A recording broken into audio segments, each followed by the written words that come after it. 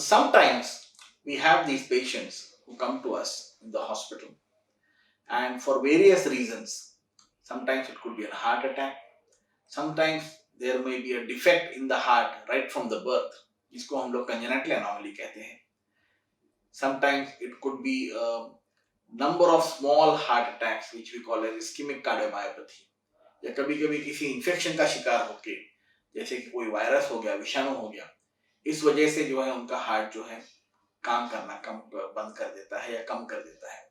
एक विशिष्ट समय पे आके जो शरीर की जो नीड्स है, the needs of the body are not been able to be completed by the heart, and at that time the only option which remains for these patients is the transplantation. These patients come to us, many times they have got lungs filled with water. कई बार दवाइयाँ काम नहीं कर पाती है, कई बार injections काम नहीं कर पाते हैं. Their blood pressure keeps on going down, and you know that once the blood pressure starts to go down, other organs which are important like kidney, like liver, they also start failing, and then they progress on to multi-organ failure. Heart is such an organ that unless somebody donates it, this person is not going to get it. So organ donation, जो brain dead व्यक्ति का organ donation है, उस व्यक्ति के organ donation के बाद ही इनको हार्ट मिल सकता है, अगर उनका मैचिंग ठीक से हो, अगर उनका जो हार्ट का फंक्शन और साइज ठीक से हो शरीर के हिसाब से. इसलिए इन पेशेंट्स की जो एक आखिरी होप होती है वो होती है ऑर्गन ट्रांसप्लांटेशन, और दूसरा कुछ नहीं. इसी तरह फेफड़े, लंग्स की कई बीमारियों के बारे में हमने सुना होगा. ऑक्सीजन की कमी शरीर में पैदा हो जाती है और उस वजह से फिर से दूसरे ऑर्गन्स को अफेक्ट होना चला जाता है. पेशेंट कभी कभी जो है अनकॉन्शियस हो जाता है क्योंकि ऑक्सीजन कम हो जाता है, कार्बन डाइऑक्साइड बढ़ जाता है, और इन पेशेंट्स को भी बाईपैप पे या वेंटिलेटर पे वक्त गुजारना पड़ता है. So again, these patients, the only option which remains to them is that somebody is going to donate a lung to the patient and they would go for a lung transplant. इसी तरह अगर आप देखो तो दो और अवयव है जिनके ऊपर की ट्रांसप्लांटेशन के लिए बहुत महत्व दिया गया है, और वो है लिवर और किडनी. इसलिए ऑर्गन डोनेशन का महत्व बहुत ज्यादा है मित्रों. हम लोग जितना सोचते हैं उतनी हम लोग जिंदगी आगे बढ़ा सकते हैं इन लोगों की मेडिकली, बट आखिर में जब हम ऑर्गन डोनेशन के बारे में सोचते हैं तभी इनकी जिंदगी जाकर नॉर्मल हो पाएगी. आप अगर कोई दान दे, अगर आप कोई ऐसी कभी दुर्भाग्यशाली पोजीशन आ जाए कि आपको आपके रिलेटिव के बारे में निर्णय लेना पड़े, या आपको आपके खुद के बारे में निर्णय लेना पड़े जब भी आप जिंदा हो, जब भी आप अच्छे हो, तो जरूर इसके बारे में सोचिए. आपकी इच्छा आपके नजदीक के रिश्तेदारों को व्यक्त कीजिए, ताकि अगर आप ऑर्गन डोनेशन की सिचुएशन में हो तो आप ये सबसे बड़ा दान कर सके, और आपके जो अवयव है इन लोगों को जिनको की उसकी जरूरत है, उनके शरीर में आपके रूप में जीवित रहेंगे. आपको ये संतोष मिलेगा कि आपने जो है जीवन का सबसे बड़ा दान दिया है. धन्यवाद. ऑर्गन ट्रांसप्लांट का डिसीजन लेने के बाद आपको उसके लिए फिट रहने के लिए तैयारी शुरू करनी पड़ती है, और आप ट्रांसप्लांट के लिए फिट है कि नहीं ये जानने के लिए कुछ टेस्ट करने पड़ते हैं. तो आइए जानते हैं उन टेस्ट के बारे में. नमस्ते, मैं डॉक्टर तुकाराम जमाले, प्रोफेसर और head department of nephrology KEM hospital. आज हम बात करेंगे कि ऑर्गन ट्रांसप्लांट के लिए रिसिपिएंट और डोनर को किस प्रकार हम इवैल्यूएट करते हैं. ऑर्गन ट्रांसप्लांट सर्जरी बहुत मायने में अलग या डिफरेंट सर्जरी होता है. इसमें दो लोगों के ऊपर सर्जरी होता है. एक तो जो बीमार है उसका भी सर्जरी होता है जिसको हम ऑर्गन देने वाले हैं, और दूसरा जो आदमी है उसका सर्जरी होता है जो उसके बेनिफिट के लिए नहीं होता, वो किसी और के बेनिफिट के लिए होता है. तो इसके लिए हमको दोनों रिसिपिएंट और डोनर को डिटेल इवैल्यूएशन करना पड़ता है ताकि सर्जरी से दोनों को भी रिस्क ना हो. तो इसके चलते हम इवैल्यूएशन करते हैं, ये पता करते हैं कि देने वाला आदमी और ऑर्गन लेने वाला आदमी दोनों भी मानसिक रूप से स्वस्थ है. तो ये साइकेट्रिस्ट इवैल्यूएशन बहुत इंपॉर्टेंट रहता है. साइकेट्रिस्ट उनको इवैल्यूएट करते हैं, पता करते हैं कि उनको सर्जरी क्या होता है, सर्जरी के इम्प्लीकेशंस क्या है, रिस्क क्या है, कॉम्प्लिकेशंस क्या है, इसके बारे में पूरी तरह मालूमात हुई है कि नहीं. उसके बाद हम उनका मेडिकल इवैल्यूएशन करते हैं.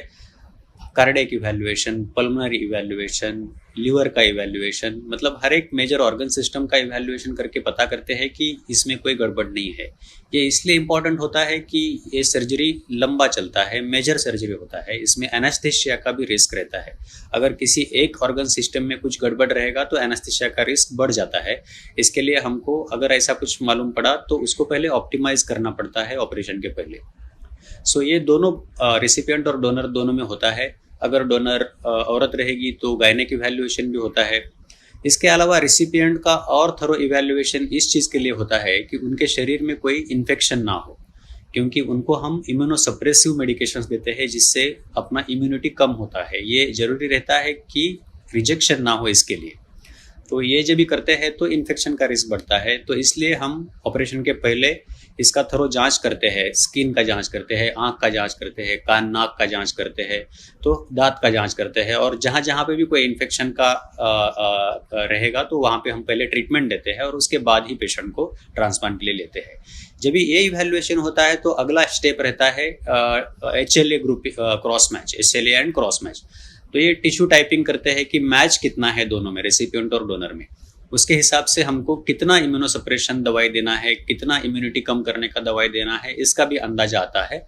और इसके अलावा रिसिपिएंट के बॉडी में, मतलब ऑर्गन लेने वाले के बॉडी में देने वाले के ऑर्गन के अगेंस्ट कुछ एंटीबॉडीज पहले से ही है क्या, क्योंकि अगर ऐसी एंटीबॉडी रहेगी तो तुरंत वो ऑर्गन को अटैक करके रिजेक्शन बंद कर देती है। उसको हम हाइपर एक्यूट रिजेक्शन बोलते हैं। तो ये जांच करना ऑपरेशन के पहले बहुत जरूरी होता है। अगर ये नहीं रहेगा तो ही हम आगे चलते हैं, उसको बोलते हैं क्रॉस मैच का टेस्ट। तो ये फाइनल टेस्ट रहता है। तो उसके बाद हम ऑथराइजेशन कमेटी को परमिशन के लिए डोनर और रेसिपिएंट को रेफर करते हैं। तो ये इन जनरल सभी ऑर्गन ट्रांसप्लांट्स के लिए इवैल्यूएशन का स्ट्रक्चर रहता है। धन्यवाद। इस वैल्यूएबल इंफॉर्मेशन के बाद हम जानेंगे कि हार्ट ट्रांसप्लांट के लिए हमें क्या प्रिकॉशंस लेने हैं। हार्ट फेलियर एक कॉमन प्रॉब्लम है।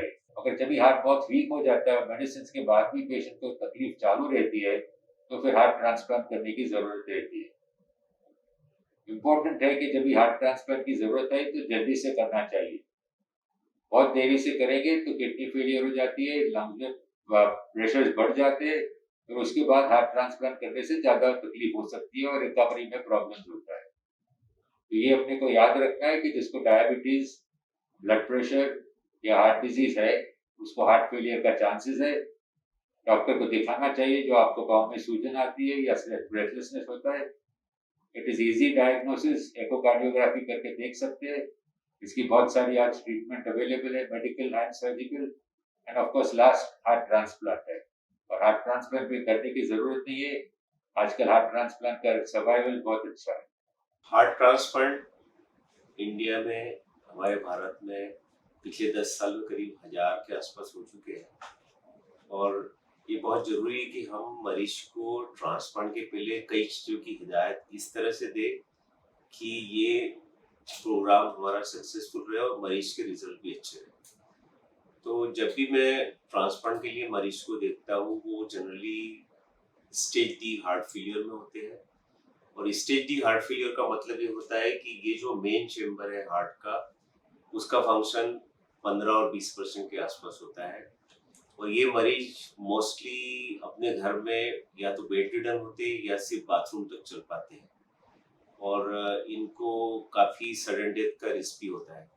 तो जब हम लोग इनको हार्ट ट्रांसप्लांट की लिस्ट पे रख देते हैं, तो इनके 2 या 3 मेंबर को और इनको हम लोग काफ़ी अच्छी तरह से ट्रेनिंग देते हैं कि किस तरह का खाना खाना है, किस तरह का फूड कंट्रोल करना है। तो सबसे इम्पोर्टेंट चीज़ खाने में हम इनको कच्चा सलाद या बिना धोए फल फ्रूट खाने से मना करते हैं, क्योंकि इससे इन्फेक्शन हो सकता है और इससे डिकम्पेंसेशन अगर होता है हार्ट फेलियर का, तो फिर से इनको बार बार भर्ती करना पड़ सकता है और सडन डेथ भी हो सकती है। दूसरा, इनका फ्लूइड इंटेक, क्योंकि ये हार्ट इतना डायलेटेड हो जाता है स्टेज डी हार्ट फेलियर में कि इनको हम लोग करीब 1 लीटर से ज़्यादा लिक्विड अलाउ ही नहीं करते, जिसमें दूध, चाय, पानी सब कुछ होता है, दाल का पानी या सूप भी।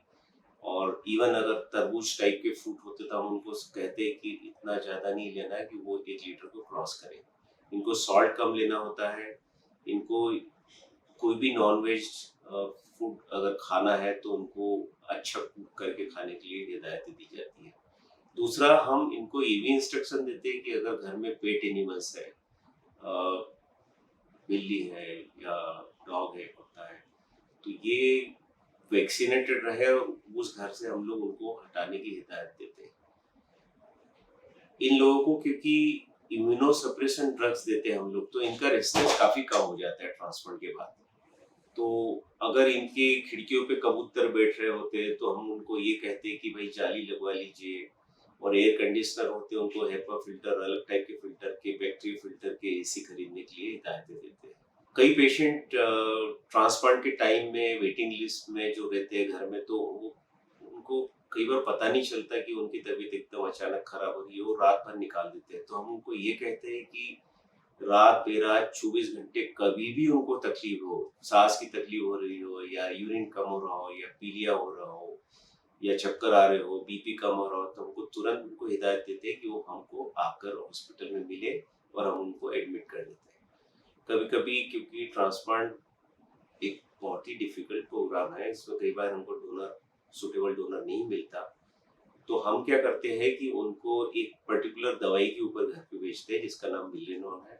ये एक पंप से अपने आप चलता रहता है और बीच बीच में नर्स जाके उनको देख के आती है, और इससे कई बार हार्ट को इतना सपोर्ट तो मिल जाता है कि वो 6 महीने 8 महीने एक साल तक वेट कर सकते हैं। हृदय प्रत्यारोपण के पहले दोनों डोनर और रेसिपिएंट का जांच करना बहुत आवश्यक होता है।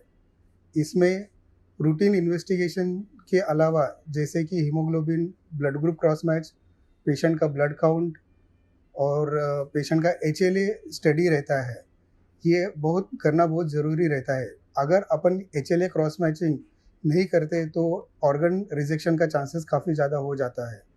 इसके अलावा पेशेंट का किडनी के फंक्शंस, पेशेंट का क्रिएटिनिन लेवल, पेशेंट का मेटाबॉलिक स्टेट कैसा है, वो देखना बहुत ज़रूरी रहता है। और लीवर का फंक्शन, लीवर के हिसाब से उसका प्रोटीन का लेवल, लीवर के हिसाब से उसका लीवर एंजाइम्स का लेवल देखना ज़रूरी रहता है। लीवर के अलावा भी अगर आप हृदय के हिसाब से देखा जाएगा तो हृदय का मूल्यांकन करना सबसे ज़्यादा आवश्यक होता है। इस मूल्यांकन में आमतौर से ECG, 2D इको और TEE मतलब ट्रांस इसोफेजियल इकोकार्डियोग्राम करना ज़रूरी होता है। हर डोनर का और हर रेसिपिएंट का ये जांच करना काफ़ी आवश्यक रहता है। अगर कुछ प्रॉब्लम लग रहा है, हार्ट का फंक्शन या हार्ट कमज़ोर लग रहा है, डोनर का हार्ट का भी कुछ कमज़ोरी महसूस होता है, तो कार्डियक कैथेटराइजेशन करना ज़रूरी रहता है, जिसमें आमतौर से डोनर को एक कैथ लैब में लेके उनका पूरा दिल का जांच और उसका पल्मोनरी या लंग का प्रेशर्स या हार्ट के प्रेशर सब मॉनिटर किया जाता है। ये जांच काफ़ी ज़रूरी होता है हर पेशेंट के लिए। अगर पेशेंट का ये कार्डियक मूल्यांकन सही तरह से है, इसके अलावा ट्रांसप्लांट के बाद या प्रत्यारोपण के बाद अपने को पेशेंट को इम्यून थेरेपी पे रखना ज़रूरी रहता है। इस हिसाब से पेशेंट का इन्फेक्शन का चांसेस काफ़ी ज़्यादा हो जाता है। तो इस इन्फेक्शन रूल आउट करने के लिए HIV, HCV, hepatitis B, Epstein Barr virus या साइटोमेगालो वायरस और टॉक्सोप्लाज्मासिस जैसे संक्रमण का जांच करना काफ़ी ज़रूरी रहता है। इसके अलावा पेशेंट का उम्र के हिसाब से अगर उसे कैंसर है या नहीं है और उसको ब्रेन का कुछ बीमारी है, ब्रेन में कुछ प्रॉब्लम है, तो ये सब जांच करके ही अपन डोनर और रेसिपिएंट का डिसीजन ले पा सकते हैं कि ये डोनर इस रेसिपिएंट के लिए सूटेबल है या नहीं। इस तरह से पूरा पेशेंट का जांच या डोनर का जांच करना काफ़ी ज़रूरी होता है। अब हार्ट के बाद हम चलते हैं लीवर ट्रांसप्लांट सर्जन के पास और जानेंगे कि आप खुद को लीवर ट्रांसप्लांट के लिए कैसे फिट रख सकते हैं। मेरे पास जब कोई लीवर फेलियर का पेशेंट आता है तो बेसिकली देयर आर 3 क्वेश्चंस जो मेरे दिमाग में होते हैं, और आई थिंक पेशेंट को भी ऐसे ही सवाल का जवाब चाहिए होता है। तो सबसे पहला सवाल जो सबसे इम्पोर्टेंट है, क्या इस मरीज को लिवर ट्रांसप्लांट की ज़रूरत है या नहीं। तो इस सवाल का जवाब बेसिकली हमको पता चलता है जब मरीज के हम ब्लड टेस्ट करते हैं, उसका कंडीशन चेक करते हैं। तो दो ऑब्जेक्टिव स्कोर्स हैं, one is called melt score, other is CTP score. अगर मेल्ट स्कोर किसी पेशेंट का 14 या 15 से ज़्यादा है या CTP स्कोर 8 या 9 से ज़्यादा है तो इस मरीज को लिवर ट्रांसप्लांट की ज़रूरत है। Now the second question is, क्या वो मरीज ट्रांसप्लांट के लिए फिट है या नहीं है। सो फिटनेस चेक करने के लिए we have to do a thorough body checkup, जिसके अंदर heart, lungs, CT scan of chest, abdomen and other blood test are done. मरीज को एनेस्थेटिस्ट देखते हैं, मरीज को इंटेंसिविस्ट देखते हैं, इन्फेक्शियस डिजीज के डॉक्टर देखते हैं, और एवरीबडी थिंक्स कि this patient is fit for transplant, तभी उस मरीज को ट्रांसप्लांट के लिए एडवाइस किया जाता है। नाउ एक लिवर फेलियर के पेशेंट को फिट रखना, it becomes a really challenging. Now the most common advice which I give to my patients is कि more than the medicine, nutrition, diet और आपकी फिजियोथेरेपी, ये दो चीजें हैं जो सबसे ज्यादा इंपॉर्टेंट है आपको फिट रखने के लिए। सो जब हम अगर डाइट की बात करते हैं तो diet should be high in protein. So इन सब पेशेंट्स को नॉर्मली जो एडवाइस करते हैं 1.5 grams पर kilogram of protein per day. So that is one thing. Second thing is calories. Calories they should eat at least 30 to 35 kilo calories per kg per day. Now the third thing which is very very important is कि salt intake. Now liver failure patient develops पेट में पानी, जिसको भी साइटिस और पैरों में सूजन। सो इसके लिए कम नमक का खाना और लो salt diet is very very important. So which is advisable is in पूरे दिन में 2 ग्राम नमक से ज़्यादा नमक नहीं खाना चाहिए। प्लस वो सारी चीज़ें जिसमें नमक ज़्यादा होता है, जैसे कि अचार, पापड़, चटनी, बेकरी आइटम्स, पाव, ब्रेड, सो ये सबको अवॉइड करना है। And take high protein items, which can be egg white, fish, chicken, paneer, dals. So these are the very very important things. And the last thing which I want to say is physiotherapy. A liver failure patients they lose muscle mass. So what we call them in our medical terms, they develop sarcopenia. So muscle wasting. So prevent that, they need to keep doing exercise, all muscles, all big muscles, so chest, arms, legs, so they need to keep them fit. With all these things, only the patient can remain fit and they can remain fit for the transplant. And a patient going into the transplant with a good nutrition, good physique gives excellent results. So they come out of the operation theater very quickly, they come out of the ICU and the recovery is very smooth. एक बार आपका patient fit हो गया, उसके बाद आपके patient का fitness के हो जाने के बाद उसे लिवर ट्रांसप्लांट के लिए रजिस्टर किया जाएगा। लिवर ट्रांसप्लांट होने के बाद और आपके पेशेंट को लिवर मिलने तक काफ़ी अवधि समय जा सकता है।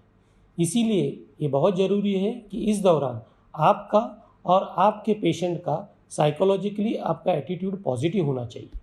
उसी के साथ वो बहुत इम्पॉर्टेंट है कि आप अपने पेशेंट की सेहत का ख्याल रखना चाहिए। इसीलिए आपको अपने लिवर ट्रांसप्लांट टीम के साथ कोऑर्डिनेट करके आपके डॉक्टर के साथ रेगुलर फॉलोअप करना भी बहुत ज़रूरी है। ये इम्पॉर्टेंट है कि जब भी आप अपने डॉक्टर को मिलने जाएंगे 1 या 2 महीने के बाद, उस समय आप liver function test, renal function test, CBC, fasting blood sugar, उसी के साथ प्रोथ्रोम्बिन टाइम और INR लेके जाइए। इससे आपके डॉक्टर को मदद हो जाएगी आपका मेल्ट स्कोर कैलकुलेट करने के लिए, और इससे बताया जाएगा आपके पेशेंट की कंडीशन कैसे है। उसी के साथ आपका अल्फा फीटोप्रोटीन और अल्ट्रासाउंड एब्डोमेन, ये 2-3 महीने के टाइम के अवधि पे करना बहुत ज़रूरी है। अगर आपका patient liver transplant liver tumour के लिए किया जा रहा है, उसके समय यही जांच यानी अल्फा फीटोप्रोटीन ये हर महीने पे करना बहुत ज़रूरी है, और 2 महीने पे कॉन्ट्रास्ट एनहांस CT स्कैन करना भी ज़रूरी है, जिससे हमें समझेगा कि आपका ट्यूमर बढ़ रहा है, उसके कारण आपके रक्तवाहिनियों पे कुछ फ़र्क पड़ रहा है, या तो फिर अगर बढ़ रहा है तो उस पर कोई इलाज करने की ज़रूरत है या नहीं। अब हम यहाँ से चलते हैं नेफ्रोलॉजिस्ट के पास, जो हमें किडनी प्री ट्रांसप्लांट केयर के बारे में बताएंगे। आप अपना डायलिसिस जिस तरह हफ्ते में 3 बार कर रहे हैं वैसे ही चालू रखिए, उसमें बिल्कुल कॉम्प्रोमाइज मत कीजिए, क्योंकि ये सबसे जरूरी है कि ट्रांसप्लांट होने तक आपकी हेल्थ अच्छी हो और आपके पैरामीटर्स मेंटेन हो। उसी तरह रेगुलरली जो मंथली ब्लड टेस्ट कर रहे हैं आप उसे चालू रखिए और जितना हो सके हर पैरामीटर को with in accepted range maintain रखिए। जैसे कि हीमोग्लोबिन है उसे गिरने मत दीजिए, रेगुलर अपना आयरन और एरिथ्रोपोइटिन का इंजेक्शन लेते रहिए। हो सके जितना उतना ब्लड ट्रांसफ्यूजन अवॉइड कीजिए, क्योंकि ब्लड ट्रांसफ्यूजन से आगे ट्रांसप्लांट में थोड़ी दिक्कत आ सकती है। अपने रेगुलर टेस्ट करके उसके लिए जो भी दवाइयां हैं वो कंटिन्यूअसली चालू रखिए। आपके वैक्सीनेशंस चालू हो गए रहेंगे, शायद खत्म भी हो गए रहेंगे, जो रह गए हैं उनको पूरा कीजिए। जैसे निमोनिया, फ्लू, हेपेटाइटिस बी के वैक्सीन हो जाने चाहिए। अगर आपका डायलिसिस कैथेटर डाल के शुरू किया गया था तो पता रखिए कि आपको पैर में ग्रॉइन में डायलिसिस कैथेटर डाला था, तो एक बार सोनोग्राफी करके चेक कर लीजिए कि आपकी पैर की नसें जो है ग्रॉइन की बरोबर है, क्योंकि हम किडनी वहां बिठाने जाने वाले हैं, तो वो नस की क्वालिटी अच्छी होनी चाहिए। दूसरी सबसे इंपॉर्टेंट चीज है कि जब तक आपका ट्रांसप्लांट नहीं होता है आपको अपना हेल्थ, अपना न्यूट्रिशन बनाए रखना है। तो अच्छा खाना खाइए। जो रिस्ट्रिक्शंस पहले थे डायलिसिस के पहले अब वो नो लॉन्गर है। इनफैक्ट डायलिसिस पे हमें ज्यादा प्रोटीन खाना चाहिए, तो आप अच्छा खाना, अच्छा प्रोटीन खाइए और अपना न्यूट्रिशन मेंटेन रखिए। तो डाइट के अंदर ऐसी चीजें जिसमें पोटेशियम ज्यादा होते हैं, जैसे कोकोनट वाटर, बनाना, मैंगो, ग्रेप्स, ये सब अवॉइड करना है। और जो सेफ फ्रूट्स है जिसको हम बोलते हैं पपाया, एप्पल, पाइनएप्पल, पेरू, पेर, ये ले सकते हैं। तो और जो वेजिटेबल्स खाने हैं तो वेजिटेबल्स को बॉईल करके उसका पानी निकाल देते हैं, इसको हम लीचिंग बोलते हैं, जिसमें पोटेशियम निकल जाता है। उसके बाद उसको खाने में तड़का डाल के, वो सब्जी में तड़का डाल के फिर उसको टेस्टी बना के खाना खा सकते हैं। सॉल्ट इनटेक कम से कम रखना है, बिकॉज इनको रिस्क क्या रहता है, सॉल्ट और पानी अगर रिस्ट्रिक्शन नहीं रखें तो सब बॉडी में जमा होता है और ऑल ऑफ अ सडन उनको कंडीशन सीरियस हो जाता है, सांस लेने में दिक्कत हो जाती है और भाग के दौड़ के डायलिसिस के लिए जाना पड़ता है। तो ये डाइट रिस्ट्रिक्शंस इस सब डायलिसिस पेशेंट्स के लिए बहुत जरूरी है। और रेगुलर लाइफस्टाइल रखना है, थोड़े एक्टिविटीज चालू रखना है, एक्सरसाइज करना है, ज़्यादा वजन बढ़ाना नहीं है, ये सब भी बहुत इम्पोर्टेंट है। मैं डॉक्टर तुकाराम जमाले, प्रोफेसर और head department of nephrology KEM hospital Mumbai. आज हम किडनी ट्रांसप्लांट ऑपरेशन के पहले डोनर और रेसिपिएंट्स के जो टेस्ट्स किए जाते हैं उसके बारे में बात करेंगे। तो हम जब भी इवैल्यूएशन शुरू करते हैं तो ये टेस्ट करने का पर्पज़ ये होता है कि हमको डोनर एलिजिबल है, फिट है, ये पहले इंश्योर करना पड़ता है। डोनर सेफ्टी हमारा फर्स्ट प्रायोरिटी रहता है। उसके बाद हम देखते हैं कि ये किडनी रिसिपिएंट्स में मैच होगा या नहीं होगा। इसके अलावा जो हम ऑपरेशन करते हैं वो मेजर ऑपरेशन रहता है, तो इसके चलते हमको एनेस्थीसिया के लिए अगर डोनर या रेसिपिएंट्स को कुछ रिस्क है क्या, ये इवैल्यूएट करना पड़ता है। तो मेडिकल इवैल्यूएशन होता है रेसिपिएंट का और डोनर का, दोनों का। तो रेसिपिएंट्स इवैल्यूएशन में हम रेसिपिएंट्स का हार्ट, लंग, साइकेट्रिक इवैल्यूएशन मतलब उसका मानसिक स्वास्थ्य बराबर है क्या ये भी देखते हैं, उसका लिवर बराबर काम कर रहा है क्या ये देखते हैं। इसके अलावा उसके शरीर में कुछ इन्फेक्शन का सोर्स है क्या, क्योंकि ऑपरेशन के बाद हम उनको मेडिकेशन जो इम्यूनोसप्रेसिव मेडिकेशंस देते हैं उससे इन्फेक्शंस का रिस्क बढ़ता है, तो पहले हम इन्फेक्शन भी रोल आउट करते हैं। रेसिपिएंट्स इवैल्यूएशन के साथ साथ हम डोनर को भी इसी प्रकार इवैल्यूएट करते हैं, उनका हार्ट फंक्शन, लंग फंक्शन, उनका मानसिक स्वास्थ्य, अगर डोनर औरत है तो उनका गायनेकोलॉजिकल इवैल्यूएशन। तो इस प्रकार इवैल्यूएशन होने के बाद जब भी एनेस्थीसिया के लिए फिट है ऐसा हमको समझ में आता है, तो हम ऑपरेशन का आगे का स्टेप, इवैल्यूएशन में आगे का स्टेप लेते हैं। तो आगे का स्टेप जो इवैल्यूएशन में लेते हैं उसमें हम डोनर का किडनी फंक्शन भी असेस करते हैं कि डोनर का किडनी हम लेने के बाद डोनर को खुद को कुछ किडनी फेल्योर का रिस्क नहीं रहना चाहिए। तो इसके लिए हम डोनर का किडनी फंक्शन अलग अलग तरीक़ों से असेस करते हैं। उनका 24 घंटे का पेशाब से हम उसको नापते हैं। उसके बाद हम DTPA रिनोग्राम नाम का एक टेस्ट करते हैं, जिससे हमको और फंक्शन के बारे में डिटेल में आइडिया आ जाता है कि राइट किडनी का फंक्शन कितना है, लेफ्ट किडनी का फंक्शन कितना है। उसके साथ साथ ही एक किडनी को ब्लड सप्लाई किस तरह से हो रहा है, उसको सप्लाई करने वाला आर्टरी कितना बड़ा है, छोटा है, वेन कितना बड़ा है, छोटा है, ये पता करने के लिए CT एंजियोग्राफी नाम का एक टेस्ट हम डोनर के लिए करते हैं। HLA का टेस्ट करते हैं, ब्लड ग्रुप क्रॉस मैच का टेस्ट करते हैं। इससे पता चलता है कि डोनर और रिसिपिएंट्स में कितना मैच और मिसमैच है। तो ये हमको आगे के बारे में प्लान करने के लिए ज़रूरी रहता है कि उनको कितना इम्यूनोसप्रेशन, कितना मेडिकेशंस देने की ज़रूरत है। रिसिपिएंट्स में स्पेशली जब भी हम बच्चों का ऑपरेशन करते हैं तो हमको ये भी पता करना पड़ता है कि उनका पेशाब का थैली या यूरिनरी ब्लैडर किस प्रकार काम करता है, पेशाब के रास्ते में कोई अटकाव तो नहीं है ना। तो ये बातों का जांच करने के लिए हम मिक्टुरेटिंग सिस्टोयूरेथ्रोग्राम या इसको MCU बोलते हैं, ये टेस्ट का भी कभी कभी यूज़ करते हैं। तो ये सभी पेशेंट्स में नहीं, लेकिन सेलेक्टेड पेशेंट्स में हमको ये करना पड़ता है।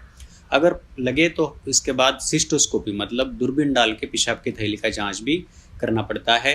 इसके अलावा फंक्शन असेसमेंट, यूरोडायनामिक स्टडी का भी कभी कभी ज़रूरत पड़ता है, लेकिन ये हर पेशेंट्स में डिसाइड करते हैं आपके नेफ्रोलॉजिस्ट और यूरोलॉजिस्ट डिस्कशन करके कि ये करने की ज़रूरत है या नहीं है।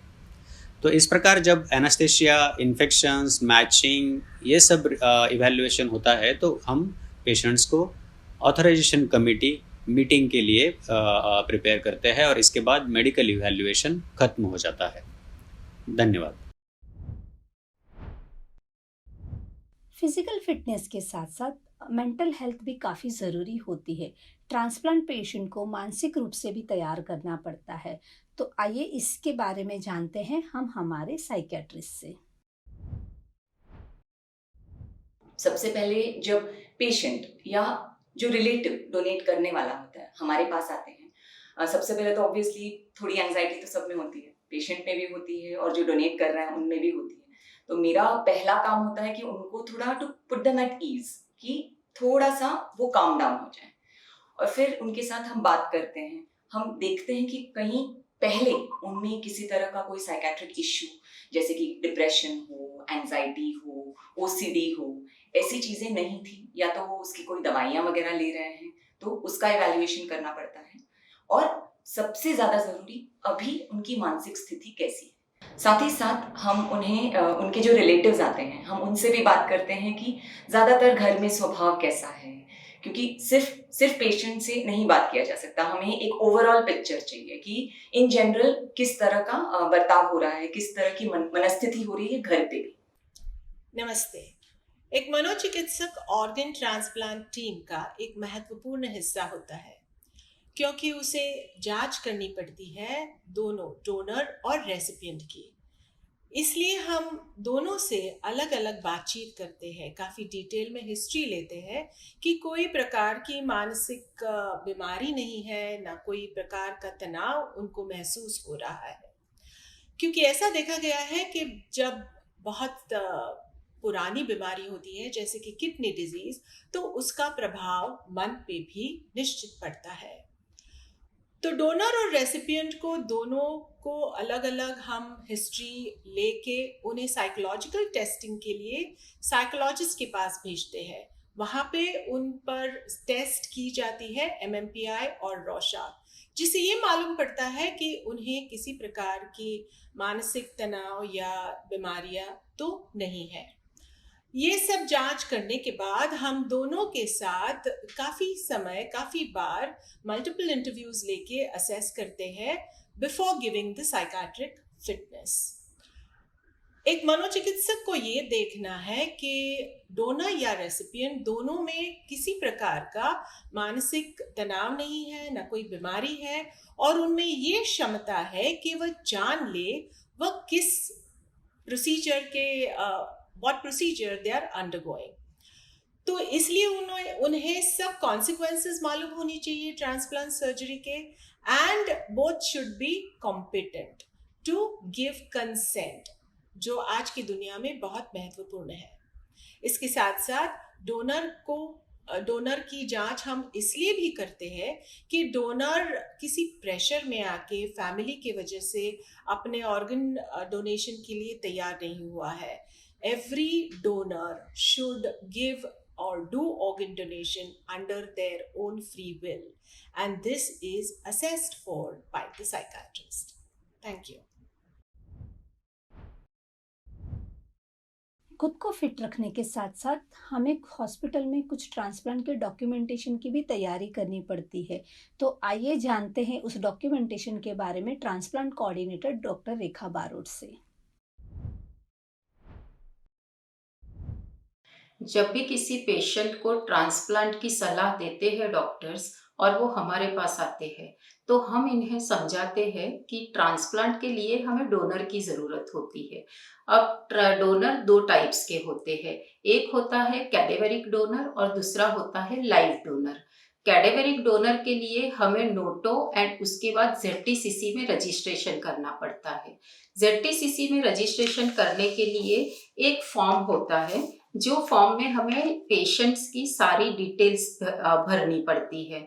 सारी डिटेल्स में पेशेंट का प्रॉपर नाम एज पर आधार कार्ड, पेशेंट का आधार कार्ड नंबर, पेशेंट का ब्लड ग्रुप, पेशेंट का प्रॉपर एड्रेस और पेशेंट के मल्टीपल कॉन्टैक्ट डिटेल्स हमें लेने ज़रूरी हो जाते हैं। मल्टीपल कॉन्टैक्ट डिटेल्स हमें इसलिए चाहिए कि हम पेशेंट को कोई भी समय फ़ोन कर सकते हैं जब भी हमें कैडेवर डोनर मिलता है, जो रात के भी टाइम हो सकता है। पेशेंट ये जो सारे फॉर्म्स है उसके साथ हमें पेशेंट्स के बहुत सारे इन्वेस्टिगेशंस, बेसिक इन्वेस्टिगेशंस भी भरने पड़ते हैं फॉर्म में। फॉर्म फिलअप होने के बाद ये फॉर्म ऑथेंटिकेट होता है 4 लोगों की सिग्नेचर लेकर।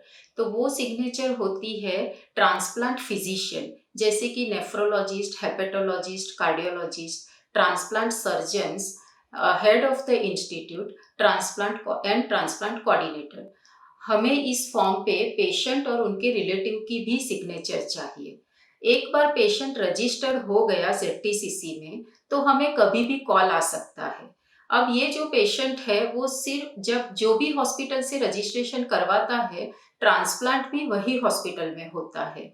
और एज पर ZTCC rules and regulation patient सिर्फ एक ही जगह पे रजिस्टर कर सकता है, मल्टीपल रजिस्ट्रेशन नहीं कर सकता। लीवर और हार्ट जैसे ऑर्गन के लिए हमें कभी कभी सुप्रा अर्जेंट लिस्टिंग भी करनी पड़ती है ZTCC में। सुप्रा अर्जेंट मतलब कि अगर हम अभी ट्रांसप्लांट नहीं करेंगे, से विदिन 36 to 72 आवर्स, देन वो पेशेंट के बचने के कोई भी चांसेस नहीं है। किडनी में हमारे पास डायलिसिस का ऑप्शन होता है, तो किडनी सुप्रा अर्जेंट लिस्टिंग नहीं होता है, बट लीवर और हार्ट में सुप्रा अर्जेंट लिस्टिंग करना ज़रूरी हो जाता है। सुप्रा अर्जेंट लिस्टिंग में जब वो पेशेंट होता है, तो उसका मतलब ये होता है कि सिटी में कहीं भी डोनर होगा, कोई भी हॉस्पिटल में डोनर होगा, तो फर्स्ट प्रायोरिटी, फर्स्ट प्रेफरेंस सुप्रा अर्जेंट पेशेंट को मिलेगा। As per human organ transplantation act 1994, जो डोनर है, लाइव डोनर्स, उनके 2 कैटेगरीज होते हैं, related donors and unrelated donors. As per HOTA act, related donors में parents, spouse, children, siblings and grandparents, ये related donors में आते हैं। इसके अलावा बाकी जो भी सब है वो अनरिलेटेड डोनर्स कहलाते हैं। रिलेटेड डोनर में कॉम्पिटेंट अथॉरिटी, मतलब कि हेड ऑफ द हॉस्पिटल जहां ट्रांसप्लांट होने वाला है, he is authorized to give approval for related donor transplants. Unrelated donor and foreign national donors में हमें पेशेंट्स की रिलेशनशिप डॉक्यूमेंट से एस्टैब्लिश करनी पड़ती है और उनकी फाइल हम DMER में भेजते हैं for further approval. As per HOTA act थोड़े से फॉर्म्स होते हैं जो हमें फिलअप करना पड़ता है। जो फॉर्म 1 जो है वो रिलेटेड डोनर्स के लिए है, फॉर्म 2 है वो स्पाउसल डोनर के लिए है, फॉर्म 3 जो है वो अनरिलेटेड डोनर्स के लिए है। फॉर्म 11 जो है वो जॉइंट कंसेंट रेसिपिएंट और डोनर के लिए कोई भी होने दो, रिलेटेड या अनरिलेटेड, फॉर्म 11 कॉमन है as a joint consent of donor and recipient. For foreign national, as per HOTA Act, there is one form number 21. तो वो फॉर्म नंबर 21 रिस्पेक्टिव एम्बेसी से उन्हें फिलअप करके लेके आना है. तो जैसे सारे डॉक्टर्स ने एडवाइस किया वैसी तैयारी करके आप खुद को ट्रांसप्लांट के लिए फिजिकली एंड मेंटली फिट रखते हो तो आपका ट्रांसप्लांट और उसके बाद की रिकवरी आसान हो जाएगी और आप एक अच्छी ज़िंदगी जी पाओगे. Thank you.